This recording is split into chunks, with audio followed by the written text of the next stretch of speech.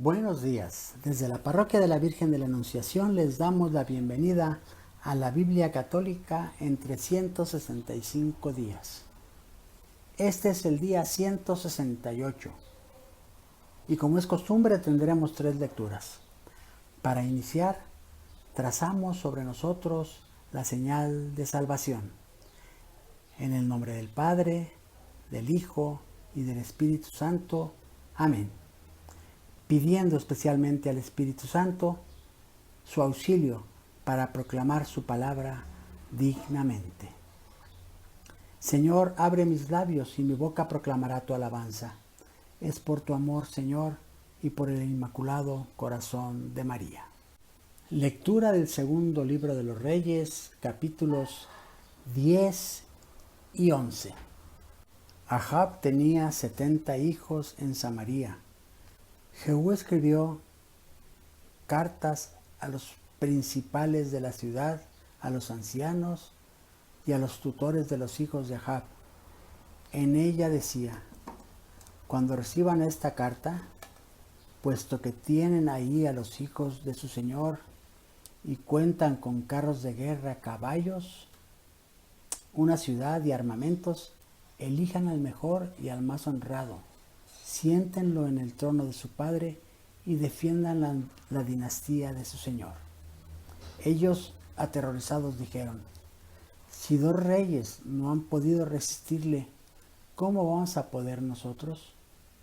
Así que el mayordomo del palacio, el gobernador de la ciudad, los ancianos y los tutores mandaron a decir a Jehú: somos tus siervos, haremos lo que nos mandes.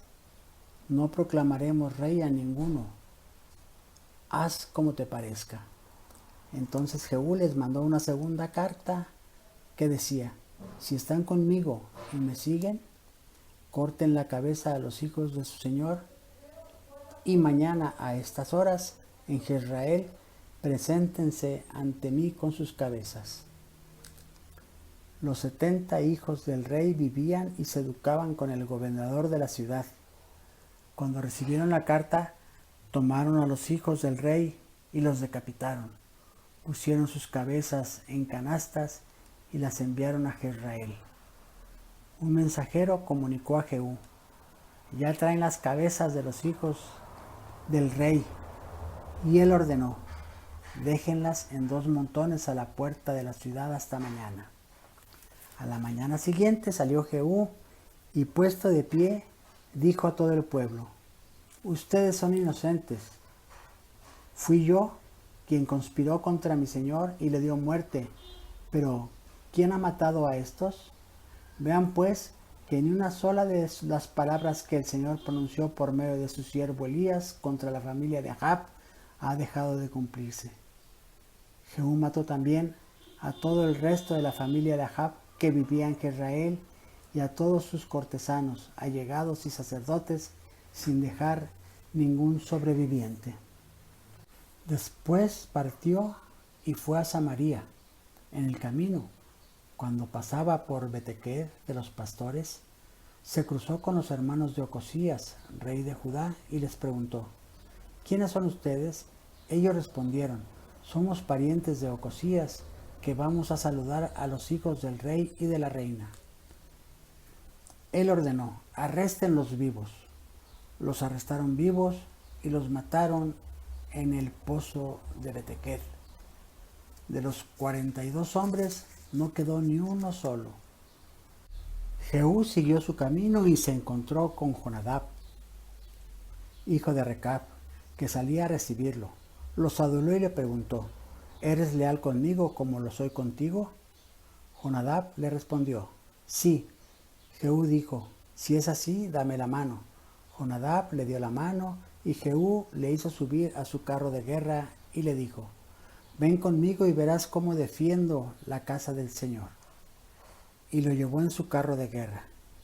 Cuando llegó Jehú a Samaria, mató a todos los que quedaban de la familia de Ahab hasta exterminarlos, como el Señor había dicho a Elías. Jehú reunió a todo el pueblo y le dijo: Ahab dio culto a Baal, pero Jehú se lo dará mucho más.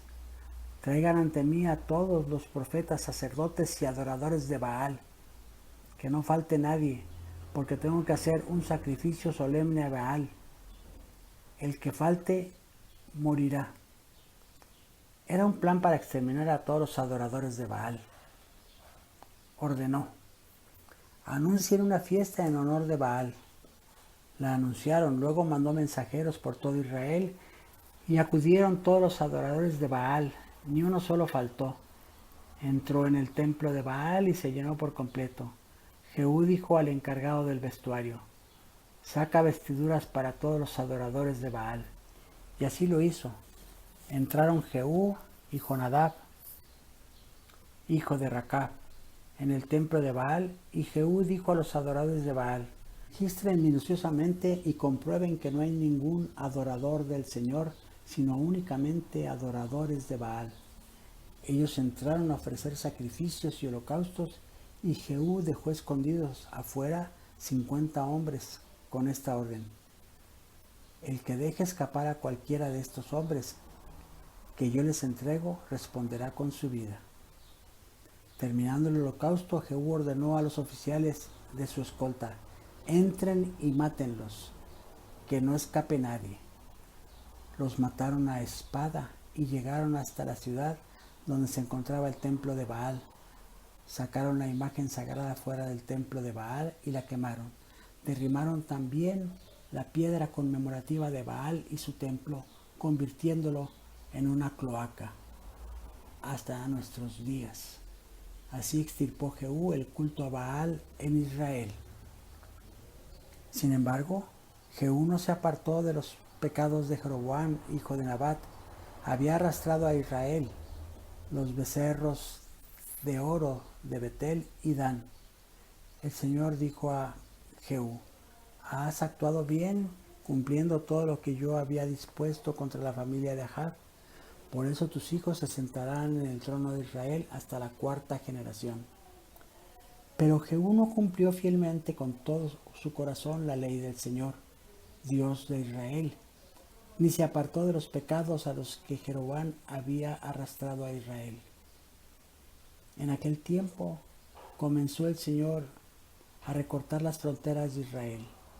Hazael derrotó a los israelitas en todas las fronteras, arrebatándoles al este del Jordán toda la región de Galaad, donde vivían las tribus de Gad, Rubén y Manasés, desde Aroer junto al torrente Arnón hasta Galaad y Basán.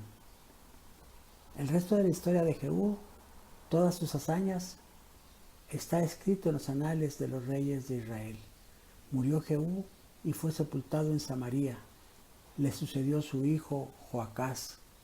Jehú reinó en Israel, en Samaria, 28 años. Atalía, madre de Ocosías, al ver que su hijo había muerto, fue y exterminó a toda la familia del rey. Pero cuando los hijos del rey iban a ser asesinados, Joseba, hija del rey Joram y hermana de Ocosías, se llevó a escondidas a Joás, hijo de Ocosías, y a la mujer que lo cuidaba, y lo escondió en el dormitorio para evitar que Atalía asesinara a Joás. Este estuvo escondido con ellas en el templo del Señor durante 6 años, mientras Atalía gobernaba el país. El año 7, Yoyadá convocó a los jefes de 100 de los carios y de la guardia del rey y los hizo venir al templo del Señor. Hizo con ellos un pacto y previó juramento en el templo del Señor. Les mostró al hijo del rey y les ordenó lo siguiente: esto es lo que harán. La tercera parte de ustedes que comience el turno de guardia el sábado en el palacio del rey, la tercera parte que está en la puerta del sur y la otra tercera parte que está en la puerta de atrás del cuartel de la escolta del rey, montarán la guardia en el templo por turno. Las 2 secciones, es decir, todos los que salen de servicio el sábado, harán la guardia en el templo del Señor junto al rey. Formarán en torno al rey con las armas en la mano, y al que intente forzar las filas lo matarán. Acompañarán al rey a todas partes. Los jefes de 100 cumplieron al detalle todas las órdenes del sacerdote Yoyadá. Cada uno reunió a sus hombres, que se turnaban en el servicio de guardia el sábado, y se presentaron al sacerdote Yoyadá. Este les entregó las lanzas y los escudos del rey David, que se guardaban en el templo del Señor.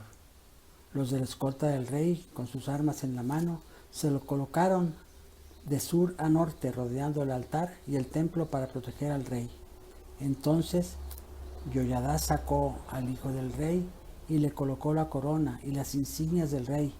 Después lo ungió y lo proclamó rey, y todos, entre grandes aplausos, gritaron: ¡Viva el rey! Cuando Atalía oyó el tumulto de los guardias y de la gente, fue al templo del Señor y vio al rey de pie sobre el estrado, según la costumbre. Los oficiales y los que tocaban las trompetas estaban a su lado, mientras la gente gritaba alegremente y resonaban las trompetas. Y Atalía se rasgó las vestiduras y gritó: ¡Traición, traición! El sacerdote Yoyadá ordenó a los jefes de 100 que estaban al mando del ejército: sáquenla fuera del recinto del templo y maten a todo el que la siga. Como el sacerdote había dicho que no la mataran en el templo del Señor, la arrestaron y, pasada la puerta de las 3 caballerizas del palacio del rey, la mataron. Yoyadá cerró un pacto entre el Señor y el rey y el pueblo, por el cual éste se comprometió a ser el pueblo del Señor. Inmediatamente todo el pueblo entró en el templo de Baal y lo destruyó. Hicieron completamente pedazos sus altares, imágenes, y degollaron a Matán, sacerdote de Baal, ante los altares. Después, el sacerdote Yoyadá dejó guardias en el templo del Señor, y acompañando a los jefes de los 100, de los carios, de la escolta del rey y de todo el pueblo, llevó al rey desde el templo del Señor hasta el palacio del rey, entrando por la puerta de la guardia, y el rey se sentó en el trono del rey. Todo el pueblo se llenó de alegría y la ciudad recobró la calma. Atalía había muerto a espada en el palacio del rey. Proverbios, capítulo 6, versículo 20 a 35. Observa, hijo mío, el mandato de tu padre. No rechaces la enseñanza de tu madre. Grábalos siempre en tu mente. Cuélgalos alrededor de tu cuello. Cuando camines, te guiarán. Durante el sueño, velarán junto a ti. Cuando despiertes, conversarán contigo. Pues lámpara es el mandato y luz la enseñanza, y camino de vida la instrucción que corrige. Te protegerán de la mala mujer, de la lengua seductora de la mujer ajena. No desees en tu corazón su hermosura, ni dejes que te atrapen sus miradas, pues con la prostituta basta un trozo de pan, pero la casada busca un buen partido. ¿Puede un hombre meter fuego en el pecho sin que se queme su ropa? ¿Puede un hombre andar sobre las brasas sin que se quemen sus pies? Pues lo mismo el que se acuesta con la mujer del prójimo, no quedará sin castigo el que la toque. No se desprecia a un ladrón cuando solo roba para saciarse, pues tiene hambre. Pero si es sorprendido, pagará 7 veces más. Tendrá que dar todos los bienes de su casa. Al adúltero le faltará el juicio. Arruina su vida quien así actúa. Cosecha palos e insultos.